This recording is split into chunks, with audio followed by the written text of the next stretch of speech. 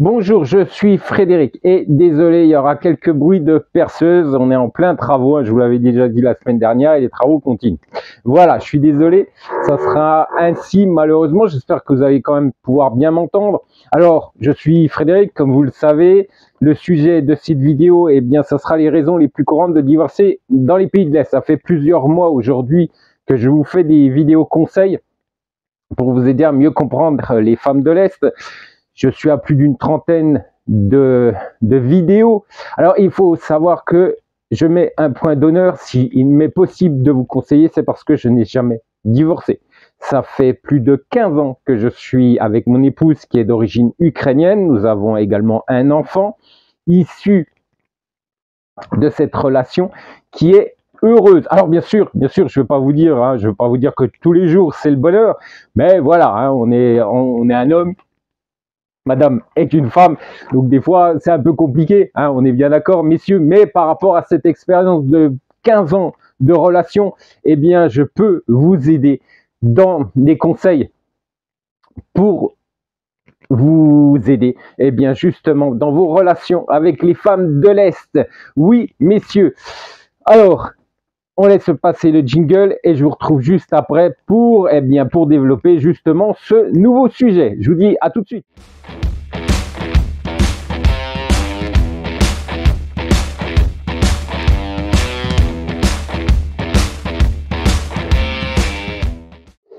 Alors, aujourd'hui, eh bien, ce sujet, hein, les raisons les plus courantes de divorcer dans les pays de l'Est. Alors, je mets un point d'honneur, c'est ce que je vous disais en intro, je n'ai jamais divorcé. Que ça soit avec une femme française ou que ça soit avec une femme de l'Est, je n'ai jamais divorcé. Je n'ai pas d'enfant issu d'un premier mariage. Et c'est pour cette raison, et seulement pour cette raison, que je me permets de vous donner des conseils en vidéo, eh bien, chaque semaine, et cela depuis des mois. Je n'ai jamais divorcé, donc je pense avoir une réussite dans mon couple, et pour cette raison, eh bien, je me permets de vous donner des conseils. Bien sûr, il y a des dizaines et des dizaines de divorces chaque année, des milliers de divorces chaque année, que ce soit en France ou dans d'autres pays, et je ne lance pas la pierre sur les hommes qui, malheureusement, sont dans cette situation. Mais, étant donné que, à un moment donné, je me mets en avant pour vous donner des conseils, je ne me permettrai pas de le faire si je n'aurais pas la réussite dans ma vie conjugale. Alors bien sûr, je ne vais pas vous dire que tout se passe bien et tout est rose, hein. Je serais un vil menteur, mais ce qui est sûr, c'est qu'aujourd'hui, nous sommes toujours mariés. Apparemment, on s'aime toujours, hein, voilà. Il y a quelques habitudes, voilà, qui sont, durant les années passées, qui sont dans notre couple, hein, dans notre vie de tous les jours, mais apparemment on s'aime toujours. Voilà, on a toujours une relation assez sympa entre hommes et femmes. Mais ce qui est sûr, c'est que nous n'avons jamais divorcé. C'est pour cette raison que je me permets aujourd'hui encore de vous faire ce sujet et de vous parler de ce qui se passe aujourd'hui dans les pays de l'Est et pourquoi ces femmes divorcent de ces hommes. Alors, le leadership douteux des hommes des pays de l'Est en matière de divorce, comme tout le reste, a des raisons bien réelles. En outre, dans la plupart des cas, ce sont les membres du sexe faible qui sont à l'origine. 80% des femmes qui sont divorcées aujourd'hui dans les pays de l'Est, c'est elles qui demandent le divorce. Les hommes déçus posent une question tout à fait logique. Pourquoi les gens divorcent-ils? Après tout, beaucoup d'entre eux croient pieusement que le tampon du mariage dans le passeport est le rêve de toutes les femmes. Mais la dure réalité montre le contraire. Bien sûr, dans la plupart des cas, les raisons du divorce sont assez classiques. Le mari abuse de l'alcool, bat sa femme ou part constamment à gauche et à droite. Oui, je vous l'avais déjà dit, hein, par rapport à une jeune femme avec qui j'avais discuté en Biélorussie, qui m'avait dit Frédéric, tu sais, il y a tellement d'occasions pour ces hommes que c'est tellement facile de changer de femme que voilà, pourquoi ils se gêneraient. Donc, c'est également une raison de divorce parce que ces hommes trompent leur épouse. Alors, néanmoins, il reste des moments importants que la femme de l'Est moderne ne devrait pas tolérer et en fait qu'elle ne tolérera pas. Alors, la hiérarchie masculine, messieurs, souvent le désir de commander l'équipe et d'imposer son point de vue aux autres accompagne l'homme depuis sa tendre enfance. La première verticale du pouvoir commencent à fonctionner à l'école maternelle. Oui, oui, ils sont élevés d'une manière, du moins l'ancienne génération, moins la nouvelle, mais la nouvelle, je vous en ai déjà parlé, hein, c'est plutôt aujourd'hui, la nouvelle génération, c'est une génération qui, voilà, bah chérie, tu fais ce que tu veux. C'est des gros bébés aujourd'hui. Avant, elles avaient le macho à la maison, maintenant elles ont le gros bébé à la maison. Voilà, c'est la grosse différence entre l'ancienne et la nouvelle génération.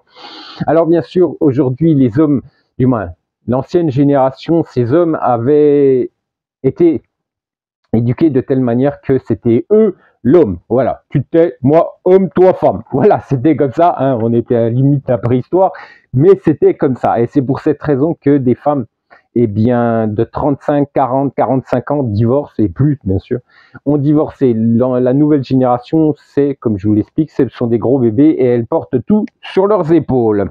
Alors ces missions que les hommes reçoivent à un niveau subconscient, le contrôle de la situation, l'indépendance et la chasse, ainsi que la défense de la maison et de la famille contre les ennemis. Voilà, c'est comme ça qu'ils ont été éduqués. Alors la chasse, hein, vous avez bien compris, hein, c'est... Alors il faut savoir qu'un businessman, eh bien, en Europe de l'Est, s'il a réussi, eh bien, doit avoir plusieurs maîtresses. Voilà, c'est comme ça, c'était la mentalité. Alors, je pense que la nouvelle génération, c'est plus ça, mais l'ancienne génération, c'était ça.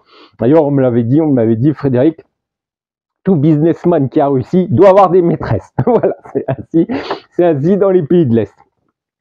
Alors, mais les hommes, au contraire, choisissent souvent des épouses qui sont d'abord prêtes à s'adapter à eux, de femmes idiotes issues du village reculé. Oui, oui. Alors, je vous rappelle quand même qu'aujourd'hui, je me bats bien sûr contre la traite des planches. Avant, je me battais contre le fait que certains hommes allaient chercher des femmes, excusez-moi, allaient chercher des femmes dans les campagnes.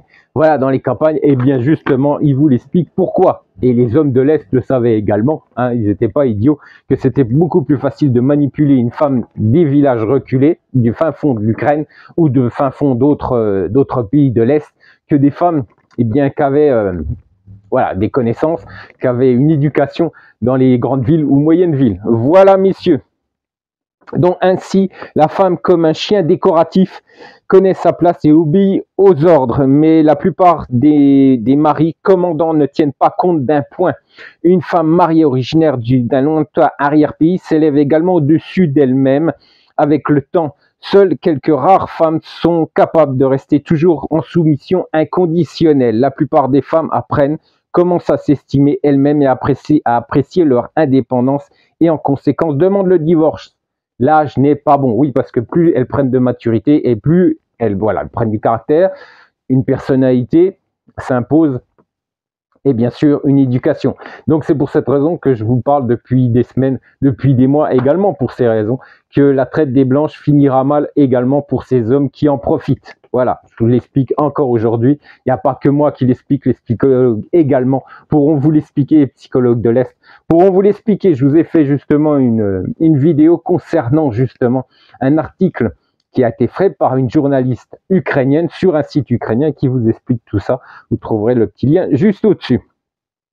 Alors, cette raison de divorcer des pays de l'Est est directement liée à la négligence. Et encore une fois, les hommes, nous parlons du fait que si une épouse accorde suffisamment d'attention à son conjoint, craignant qu'elle ne parte avec un autre, une fois que la femme a atteint la trentaine, elle décide d'une manière ou d'une autre que la femme n'est nulle part où aller. Il décide, excusez-moi, qu'elle ne pourra pas aller autre part. Étant donné qu'à un moment donné, qu'on leur fait, que ces hommes leur font rapidement des enfants, ils se retrouvent avec 1 ou 2 enfants. On sait bien que les hommes ensuite de l'Est n'aiment pas trop cela, parce que vous le savez, hein, quand ils se remettent avec une autre femme, bah, généralement la première famille, c'est au revoir, c'est ciao, je m'en occupe plus et je refais des enfants à la nouvelle épouse. Alors il faut savoir aussi que malheureusement beaucoup d'hommes de l'Ouest qui viennent dans les pays de l'Est, eh bien recherchent surtout des femmes sans enfants. Donc tout ça, ils le savent, hein, ils sont pas bêtes. Donc après 35, après 38 ans, c'est plus compliqué, à part 40, 42 ans. Alors là, ça devient carrément impossible pour ces femmes de retrouver un homme, du moins dans les pays de l'Est, et plus difficile, bien sûr, dans les pays de l'Est.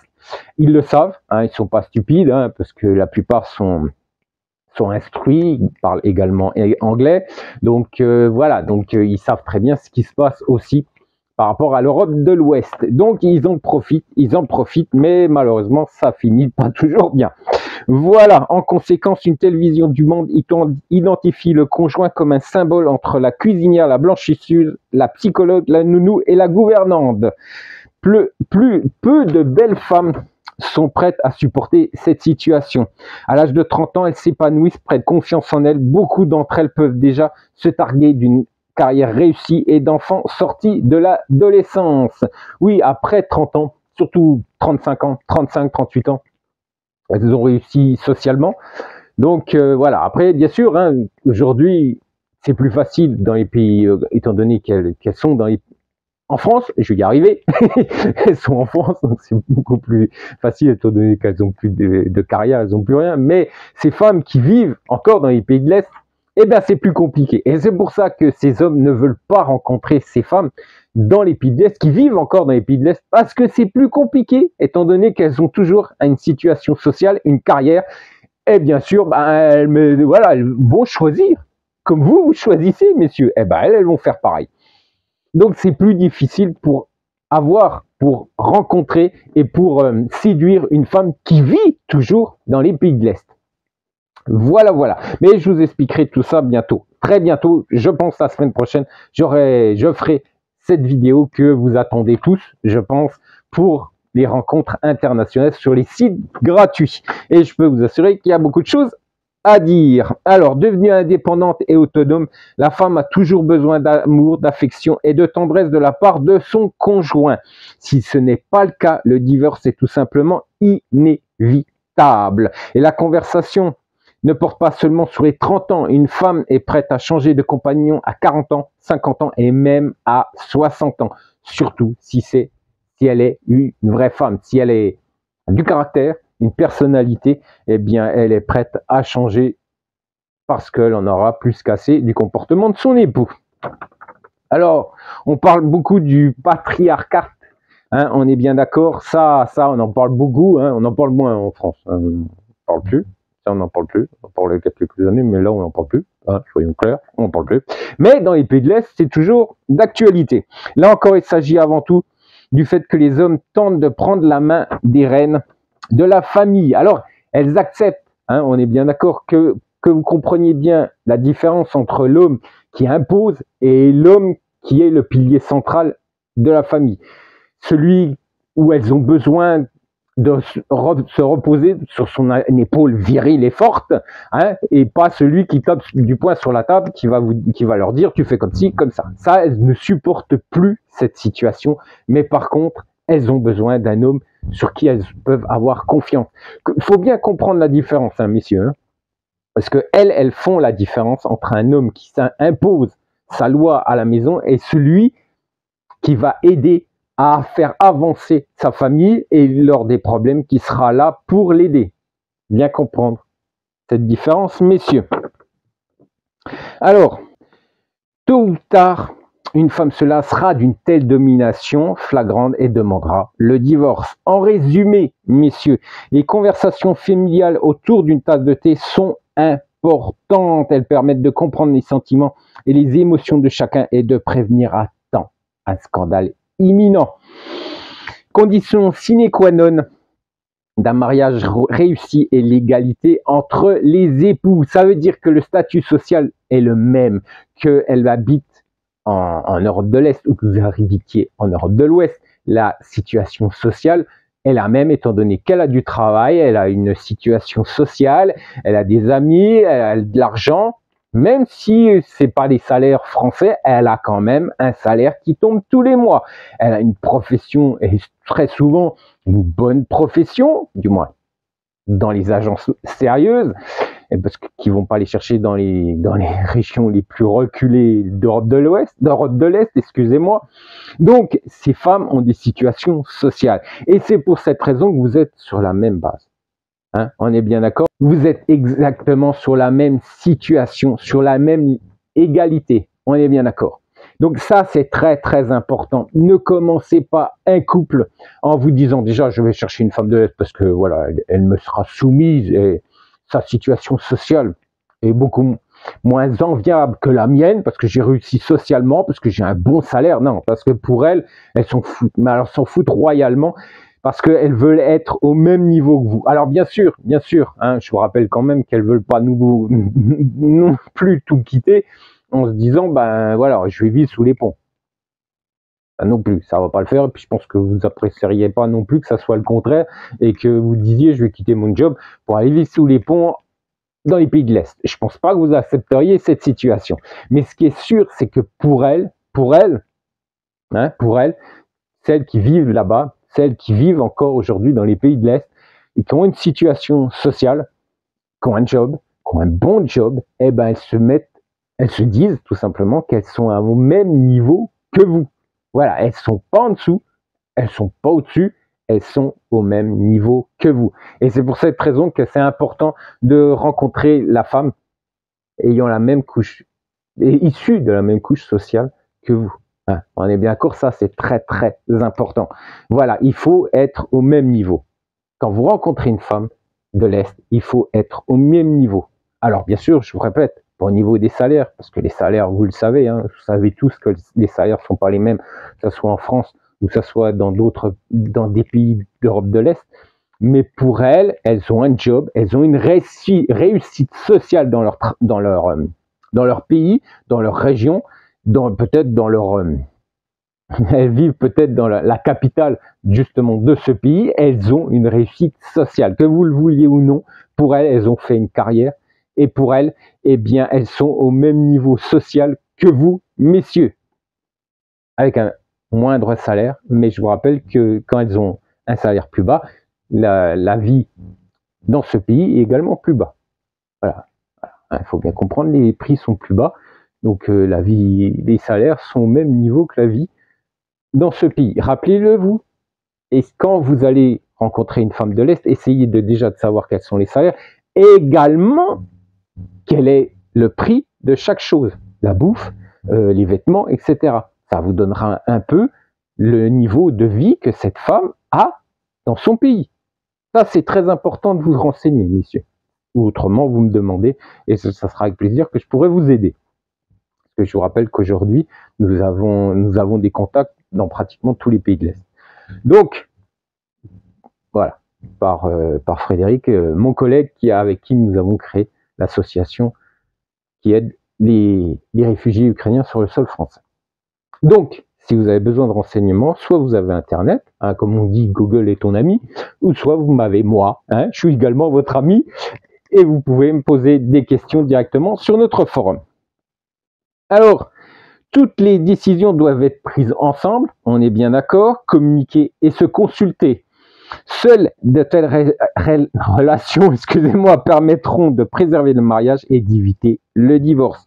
Si vous tirez constamment la couverture à vous, tôt ou tard, elle ne résistera tout simplement pas et se brisera comme la relation, même si elle ne semblait pas solide au départ. Et surtout, épousez une femme ayant une situation sociale. C'est très très important, messieurs, une situation sociale, qu'elle ne soit pas dans la dèche, comme on dit, qu'elle ne soit pas dans une situation catastrophique, qu'elle soit dans une bonne situation sociale. C'est la réussite de votre couple. C'est ce qui fera la réussite de votre couple. Voilà, depuis le début jusqu'à la fin, parce qu'elle aura réussi socialement. Alors bien sûr, après, il faudra l'aider à apprendre le français, etc. Mais messieurs, le plus important, c'est que vous soyez au même niveau au départ de votre relation. Je vous rappelle que chaque vendredi, je poste mes vidéos. Je vous rappelle que vous avez également notre forum, hein, comme je viens de vous en parler. Vous avez également le site de mon épouse, le tunneldeamour.com, qui vous donne plein d'informations sur les femmes de l'Est. Je rappelle qu'elle n'est pas divorcée non plus. Oui, je suis marié avec elle, donc on n'est pas divorcé, donc elle non plus ne l'est pas. On est bien d'accord, donc je pense qu'elle est à même de vous donner des conseils sur les femmes de l'Est et également sur les relations conjugales. Hein, messieurs, c'est clair. Et moi, je vous retrouve vendredi prochain pour une nouvelle vidéo. Je vous souhaite un bon week-end et je vous dis à très bientôt.